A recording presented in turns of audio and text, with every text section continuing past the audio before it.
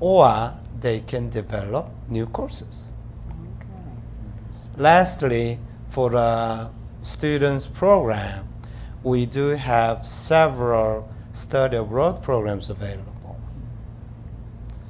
For the last academic year, 45 DSU students participated in study abroad program in countries such as Korea, China, Namibia, and Dominican Republic, France, and Italy. Very good. Yeah. What year in the study abroad programs are the students able to participate? Is there a certain number of years, or is it experiences?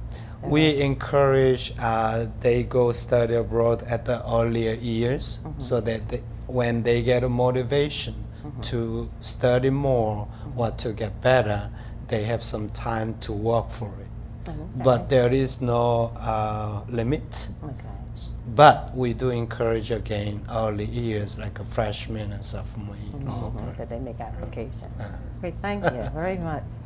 Now, Mrs. Dunnan, you're director of the College of Business Advisement Center. And what is your role in the Advisement Center? Yes, in 2004, the College of Business established the Advising Center so that we could create a more seamless system to provide support services for students that would potentially span across their educational careers while at the university. And so our center functions as the hub of the college to provide all the necessary resources that the students may need, any type of support or even intervention, academic intervention services, again, to help them be successful in their degree programs. And so our advising model functions as what we know as a shared model. And so the shared model means that freshmen, incoming freshmen, sophomores, and transfer students will be advised by professional advisors in the center. And once the students meet certain criteria, then they are assigned a faculty advisor. And so the faculty advisors at that point would provide the expertise guidance that they need in specific degree fields. And so under the umbrella of this shared advising model, there are two types of advising that may happen. And the uniqueness of this particular model is that it facilitates both prescriptive advising and developmental. And so prescriptive advising focuses more on degree program planning, specifically prerequisites, course sequencing, and also doing what-if analysis for the students, or creating what-if scenarios. For an example, if they have to go, plan to go to summer school, so it helps them see the big picture. And at the same time, we celebrate the milestones with the students that they make. They're able to see their progression, and so they can stay engaged in that advisement process and in their academic careers. And the second part of the model, which is developmental, uses more of a holistic approach. And so it extends advising beyond the classroom and beyond the sessions that happen in the office, and helps the student to recognize, help them, guide them through their learning, their interests, and also to help focus on internships, study abroad opportunities, which is critical in today's economy. And so, and as I stated, it helps them in a holistic approach. And so we know that students during their freshman year, it's critical for them to become engaged in the academic culture and the social environment. And so we encourage them early on, as early as their freshman year, to get involved in student organizations. It's very important because that will help it potentially even enhance their resume. And then studies also show that when students are engaged into the academic culture, they are more likely, if they return from year 1 to year 2, they're more likely to stay and progress through school to complete their degree requirements. And so and what happens with that is, when students are able to attain their degree, that they're going to have greater earnings potential, and that will contribute to a wealthier economy. And so, again, that freshman year is critical, and so we have to embrace the students and really nurture the relationships, the interactions that we have with our students. And as I stated before, during that freshman year, is when students it becomes foundational to secure the return on investment. Return on investment for stakeholders, meaning the students themselves, the parents, the institution, as well as society as a whole. And so I think it's safe to say that each of us, we have a direct stake in the students' educational well-being. And so that's our focus. Now, when you are selecting those advisors, is it alphabetically? Because that's usually how it's done in the high school. I know you continue that, or is Yes, that? we do. In the advisement center, the professional advisors is divided, because we have so many students, it's divided by last name. And so we split the alphabet, and I even stay engaged in that process, and so that I have that increased interaction with the students. And then once they meet our GPA criteria and our course requirements, then again, they're assigned, and that's usually around the sophomore, second semester. They're assigned to a faculty member, and we try to match them with someone in their degree field, so that they can get that expertise advice at that point. Okay, very good. All right, you going to ask Captain Speed questions? Well, we're at the well, yeah, we go to Captain. Okay, we can go to that one first. But you know, I was gonna let the young man speak as a student, and and then the finance of the College of Business. And so we really wanted to give you an opportunity. What types of internships and international opportunities are available in the area of finance? As Dr. Kwok was talking about earlier, Right. international opportunities at the College of Business are vast. Just this summer, actually, I got an opportunity to go to South Korea and study with a sister university that we have a partnership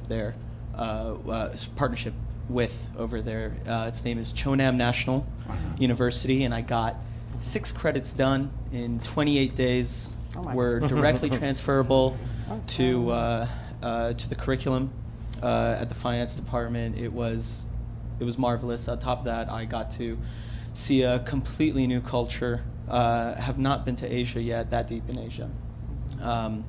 The Korean people are amazing.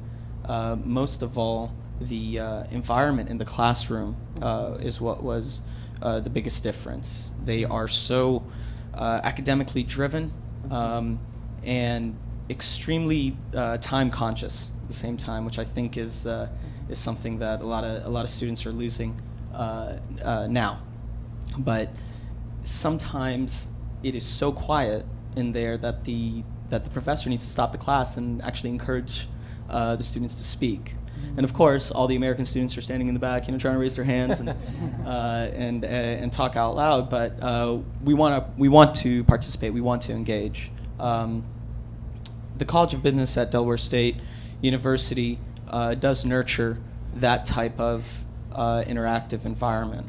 I'm a senior, and I have about 33 credits left right now. And since I transferred last semester, I have been allowed and able to be involved in a number of things. From my interactions in class, I've been able to get involved with the College of Business in regards to forums,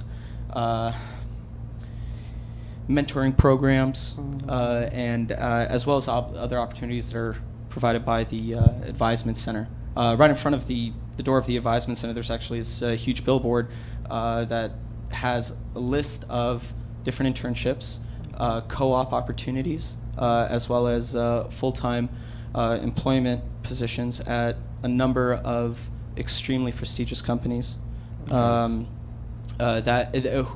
all have representatives that speak at the College of Business every Tuesday morning from 11 to 12. Hope to see you there at some point. Yes, But absolutely. it's a really great opportunity to have everybody grow to get real life experience or advice from business professionals today. So it's been a huge help. Well, it sounds like it's a great experience that you're getting. Thank you, Delaware thank State you. University and It is. College of Business. Thank you. But this time, I'm going to speak with Captain Steve Speed. I like that title. It works for me. Okay. But any event, We want you to just talk to us about this aviation program. It sounds so exciting.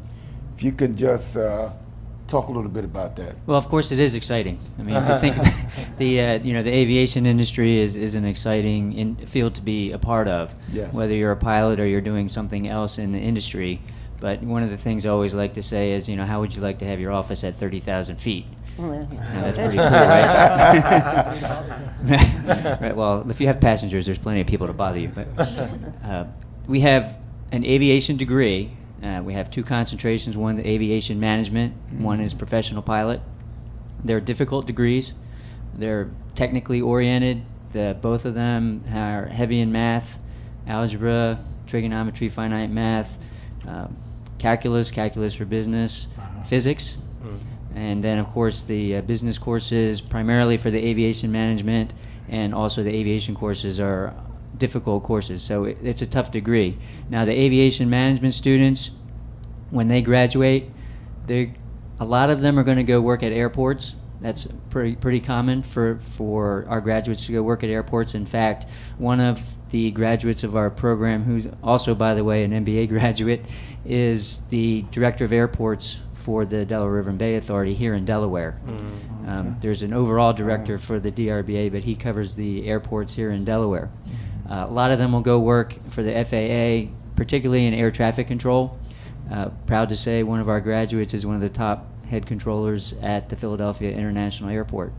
And we have a couple of recent graduates who have gotten jobs in air traffic control, one of them working at Newcastle County, another one working in Miami, so that's pretty cool. Great. They could go work at an airline company. They could go work at other companies that are related to aviation. For instance, we have a recent graduate also now working for a company at Newcastle County Airport that provides consulting services for the aviation field to the military. So he's pretty excited about that. The professional pilot degree is exactly what it sounds like. Those graduates intend to be professional pilots, whether they go to the military, the airlines, corporate aviation. And it's a tough degree because it's very time consuming, because in addition to their regular classwork, they're doing flight training. Flight training takes a lot of time. And in order to get the degree, all of those students have to earn their private license, their instrument rating, their commercial license, their multi-engine license, their flight instructor rating, and their instrument flight instructor rating. Those are all requirements for the degree. Yeah. That is, they have to pass all of the FAA written, oral, and flight checks, the practical exams, in order to earn the professional pilot degree. So they all work very hard, but when they graduate, they have an exciting future in the aviation industry. Oh, absolutely. So the flight training is something that you offer? Yes, actually, we are the only HBCU that owns and operates our own fleet of aircraft. We have 10 of them. They're all Pipers. We have 6 Warriors, which is a really good basic trainer. It's a 4-seat. All of our aircraft have dual controls, obviously, but it's a 4-seater, single engine, very docile airplane, easy to fly. It wants to fly. So you have to do something to it to make it not fly. We have a couple of other aircraft we have that are Arrows, and they're complex aircraft. We use those in the commercial syllabus. So our students that have earned their private rating, they've earned their instrument rating, they're working on their commercial, they'll get an opportunity to fly the complex aircraft, which is an Arrow. We have a small aircraft that is a 2-seater that is called a Tomahawk, and we have that to do spin training, which is something that we do only in the certified flight instructor syllabus. They actually take the airplanes up and they learn how to spin them, but more importantly, they learn how to stop the spin so that they can land the airplane safely. And then the last aircraft we have is a Tomahawk. I'm sorry, it's a Seneca, which is a twin. So obviously we use that for our multi-engine training. Do you have any graduates that are now working in terms of flying? Right, absolutely. We have pilot graduates who are in every major airline. We have pilot graduates in every branch of the service. We have a few in corporate aviation, many in a lot of the regional air carriers.